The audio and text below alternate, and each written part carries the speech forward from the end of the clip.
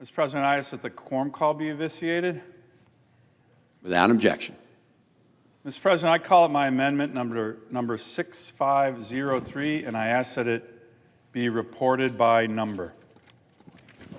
The clerk will report. Senator from Alaska, Mr. Sullivan, for himself and Mr. Cotton, proposes amendment number 6503. Mr. President, nobody wants a strike right now in our country. We've had challenges with supply chains. We've had challenges with finding enough workers with regard to our businesses. Nobody wants a strike. My amendment would certainly focus on not having a strike, but making sure that the sides in this disagreement between management and labor get back to work to resolve the problems at hand. It's a simple amendment.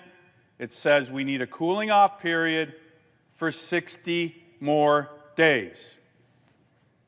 Mr. President, Congress finds itself in another last-minute emergency, being rushed to the floor of the Senate. We got the details of this about 24 hours ago on a very complicated subject. Since 2019, negotiations have been going on between labor unions representing railway employees and the railway industry over employee pay, hours of service, benefits, sick leave, complicated negotiations. Now that the negotiations have met an impasse, we've been asked to endorse a proposal that the Presidential Emergency Board has endorsed and that the union members have rejected. Complicated. Barring additional action, as I mentioned, there could be a strike that would harm our economy and workers and families and other businesses. Again, we don't want that. But, Mr. President, here's the other issue. We also don't want Congress to become the de facto endgame for all future negotiations, private contract negotiations. Enacting the agreements reached at the bargaining table, or having Congress then dictate the terms of minutia in these contracts with regard to sick leave or other things. Now, I know Senator Sanders has a provision on this. It might be a great idea. It might not be a good idea. I don't know. But we got this 24 hours ago. No hearings, no discussion. So all I'm asking for, Mr. President, is a 60-day cooling off period so the sides can get back to the bargaining table, so the President of the United States, the Secretary of Labor, Secretary Walsh, can get involved and do their jobs. That's it. A cooling off period for 60 days, handing this negotiation back to the parties involved to resolve. Now, some people say, well, that's just kicking the can down the road. Well, Mr. President, there's precedent for this course of action by Congress. The legislation covering these kind of labor agreements contemplate Congress asking for additional cooling off periods.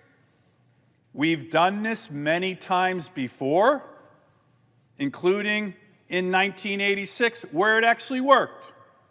60-day cooling off period, the sides went back to the bargaining table and they resolved their issues on their own without the Congress of the United States having to come and dictate terms. As I mentioned, less than 36 hours ago, we were asked to decide on issues that are complicated, that are important, without necessary deliberations, without congressional hearings to gain knowledge and expertise required to make informed decisions. My amendment would certainly avoid a strike. We all agree on that. It will give negotiators more time to get to an agreement, and it will not make Congress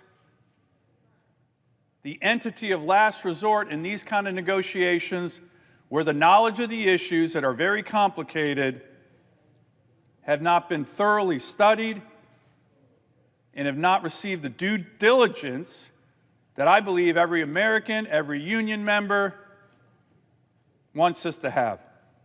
It's worked before. Exactly this kind of amendment has worked before in this kind of situation. It can work again. I urge my colleagues to vote yes on my amendment. I yield the floor.